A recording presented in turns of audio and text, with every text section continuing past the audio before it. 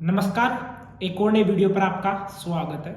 आज का जो ये वीडियो है वो बिल्कुल सरकार की जो कमियां हैं उनको लेकर होने वाला है, क्योंकि आज सुबह से ही एक ट्वीट है राजस्थान कर्मचारी चयन बोर्ड के जो सचिव है डॉक्टर भागचंद बघाल, उनके द्वारा एक ट्वीट किया गया था। उस ट्वीट को वैसे अभी डिलीट भी कर दिया गया है, वो आपको मैं क्लियर करूंगा कि किस वजह से ट्वीट किया गया था।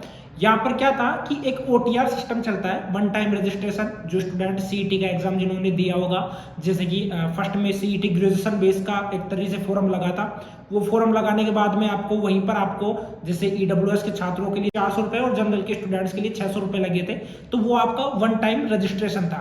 उसके बाद में आपका जितना भी मतलब कि जो पर्टिकुलर एग्जाम रहते हैं उनके लिए अगर आप फॉर्म भरते हो तो वहां पर एक भी पैसा आपका सरकार से द्वारा नहीं लिया जाता, यानी कि जितने भी जो राजस्थान के एग्जाम है उन सभी के लिए, कंपटीशन एग्जाम है उन सभी के लिए।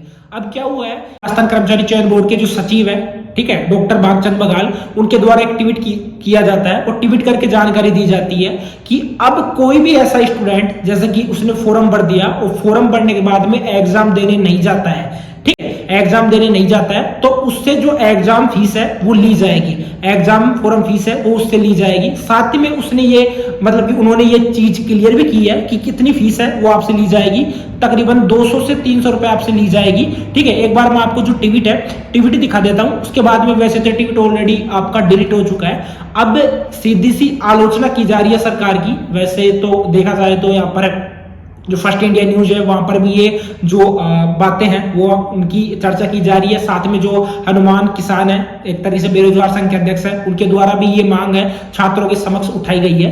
अभी आपको पता है कि राजस्थान में इतनी ज्यादा भर्तियां वगैरह, वैसे 2025 तो वैसे भर्तियों से भरा हुआ है, लेकिन इतना ज्यादा यहाँ पर पोस्टिंग वगैरह नहीं दी जा रही है। काफी ऐसे बेरोजगार स्टूडेंट है, बेरोजगार छात्रों की संख्या बहुत ही ज्यादा हो रही है और यहाँ पर एक तरीके से सरकार ने अपने दोनों हाथों में लड्डू रखा है, ठीक है। एक हाथ में लड्डू तरीके से रखा है कि उन्होंने एक तरीके से OTR सिस्टम कर दिया, वन टाइम रजिस्ट्रेशन कर दिया कि अब हम आप सभी छात्रों के लिए वन टाइम रजिस्ट्रेशन कर देते हैं। उसके बाद में जब आप कोई भी फॉर्म लगाते हो तो वहां पर आपको पैसा देने की जरूरत नहीं पड़ेगी।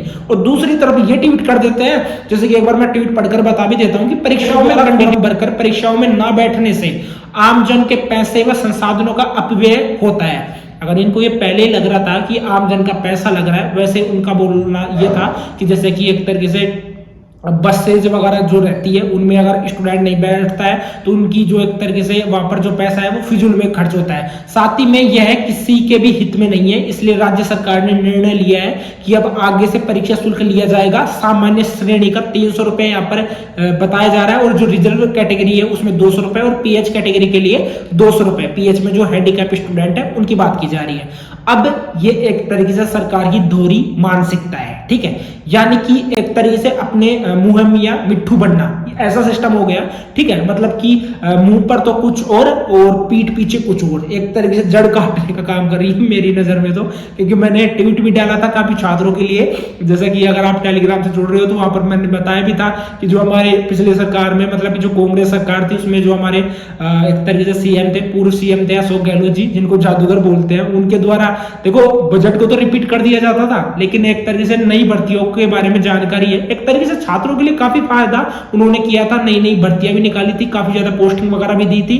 और अगर बात करें इस सरकार की, तो इस सरकार के द्वारा यहाँ पर देखो पहले तो छात्रों को सांत्वना दे दी, ठीक है, कि हम OTR सिस्टम कर रहे हैं, फिर उसके बाद में दोबारा से ट्वीट करके ये जानकारी भी दी जाती है कि अब हम आपसे पैसे हैं वो लेंगे। अगर इनको यही लग रहा था कि यहाँ पर नुकसान हो रहा है हमारा, तो OTR सिस्टम करने का जरूरत ही क्या था, ठीक है। मतलब ये तो दोनों हाथों में लड्डू वाला सिस्टम हो गया। अब उसके बाद में ट्वीट डिलीट किया है इन्होंने अपने मतलब कि एक्सपोर्ट से, जो कि जिसका पूर्व में नेम था ट्विटर, ठीक है, एक्स से इन्होंने ट्वीट डिलीट कर दिया और डिलीट करने के बाद में एक और ट्वीट मतलब कि इनके द्वारा किया जाता है। एक बार चलिए मैं इस ट्वीट को भी आपको दिखा देता हूँ, काफी इंपोर्टेंट ट्वीट है, ठीक है, इसके माध्यम से आप काफी कुछ है वो आपको देखने को मिल जाएगा, ठीक है। जैसे कि एक बार इस ट्वीट को आप देख सकते हो, इसमें उन्होंने बोला है कि ये देख सकते हो कि काफी कैंडिडेट्स फॉर्म भरने के बाद परीक्षा में नहीं बैठते हैं, जिससे सार्वजनिक धन व संसाधनों का काफी अपव्यय होता है, ठीक है। और साथ में इन्होंने बोला है कि हमारा सोचना है कि ऐसे कैंडिडेट्स ने एग्जाम फी लगनी चाहिए पिछले समय एक परीक्षा में 28% कैंडिडेट्स ही उपस्थित हुए। आज जीआई कनिष्ठ अनुदेशक की परीक्षा की सुबह की पारी में करीब 58% कैंडिडेट्स ही उपस्थित हुए। यह अत्यंत गंभीर विषय है। हमें व्यवस्था सभी के लिए करनी पड़ती है, जिससे आमजन की जेब में आने वाले धन का अपव्यय होता है। हमें जिम्मेदार नागरिक बनना होगा। और साथ में इन्होंने बोला गया कि हम हमारा खुद का ही नुकसान कर रहे हैं, यह किसी के भी हित में नहीं है। हमें सकारात्मक दृष्टिकोण अपनाना चाहिए। कैंडिडेट्स को सिर्फ विरोध करने के लिए विरोध नहीं करना चाहिए। कुछ कैंडिडेट्स का तर्क है कि किसी के साथ कोई दुर्घटना भी हो सकती है, जिसके कारण वह अपीयर नहीं हो पाता। हमारा कहना है कि जो फॉर्म भरकर परीक्षा में नहीं बैठते उनके फीस लगनी चाहिए, क्योंकि 40% 70% जो कैंडिडेट्स के कोई जेन्युइन कारण नहीं हो सकता और उचित कारण वाले को भी फीस वापस की जा सकती है। अब इनको एक बात पूछिए कि जैसे उन्होंने ओटीआर सिस्टम पहले किया था, मतलब कि ओटीआर सिस्टम किया था, उससे पहले क्या एग्जाम फॉर्म नहीं भरे जाते थे?